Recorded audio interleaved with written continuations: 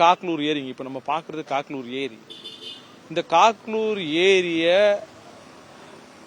புதுப்பிக்கணும் இல்லாமல் இது மக்களுக்கான பயன்பாட்டுக்கு கொண்டு வரணும்னு நம்முடைய தமிழக அரசு நினைச்சு நம்முடைய மாவட்ட நிர்வாகம் உள்ளபடியே 2.5 கோடி ரூபாய் செலவுல மிக அருமையா இந்த நடைமேடையை அமைச்சிட்டு இருக்கிறாங்க.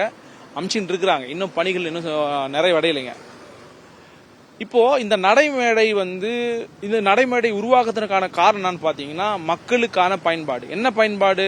காலையில மக்கள் நடைபயிற்சி செய்வதற்காகவும் ஒரு சுகாதாரமான சூழலை மக்களுக்கு உருவாக்குறதுக்காகவும் தான் இந்த திட்டம் செயல்படுத்தின்னு வராங்க.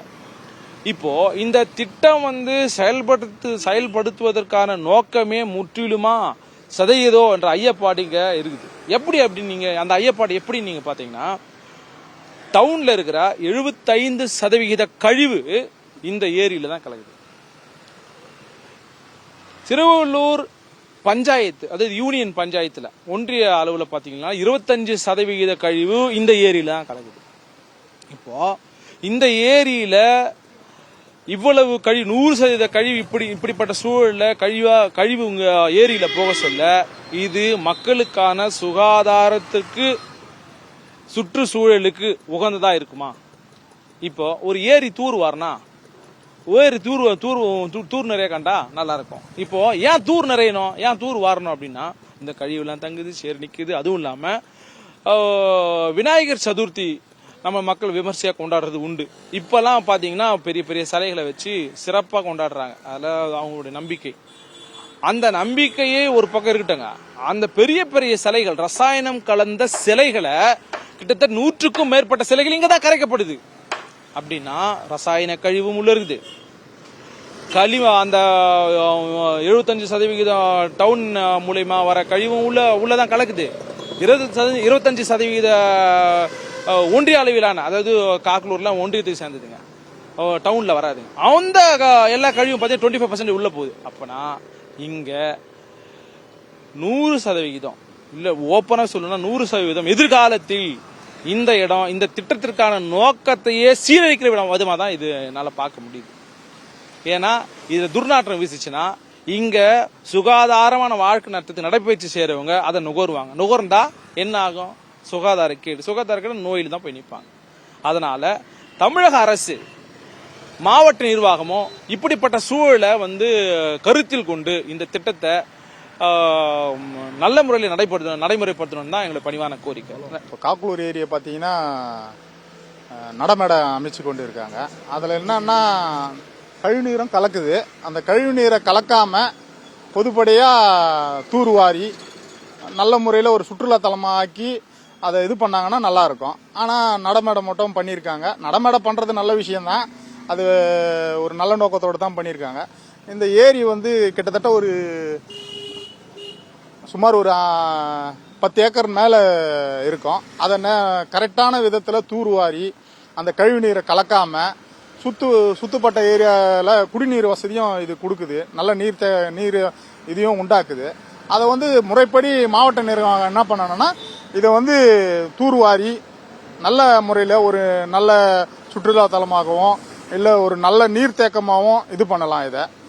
அதை கரெக்டாக ப்ராசஸ் பண்ணி நல்ல முறையில் கழிவுநீர் கலக்காத விதத்தில் பண்ணால் நல்லா இருக்கும்.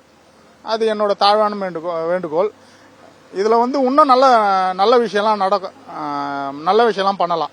என்னன்னா அதை தூர்வாரினாங்கன்னா பெரும்பாலும் சுத்தப்பட்ட ஒரு 20,000 குடும்பம் இருக்கு, அந்த கழிவுநீர் கலக்காம நல்ல நீரும் வரும். அதுதான் என்னோட தாழ்வான வேண்டுகோள். இவ்வளோ விதத்தில் நடைமேடை அமைச்சிருக்காங்க, அது நல்ல பெரிய விஷயம்தான். அந்த நடைமேடைக்கு ஏற்ற போல அந்த ஏரியும் பாதுகாக்கணுன்றது என்னோட வேண்டுகோள். இங்க பாத்தீங்கன்னா இங்க காக்லூர்ல இந்த ஏரி கிட்டத்தட்ட 2.5 கோடி அமைப்புல இந்த நடைமேடை அமைச்சிருக்காங்க. இது நாங்க வரவேற்கத்தக்கதாக நினைக்கிறோம்.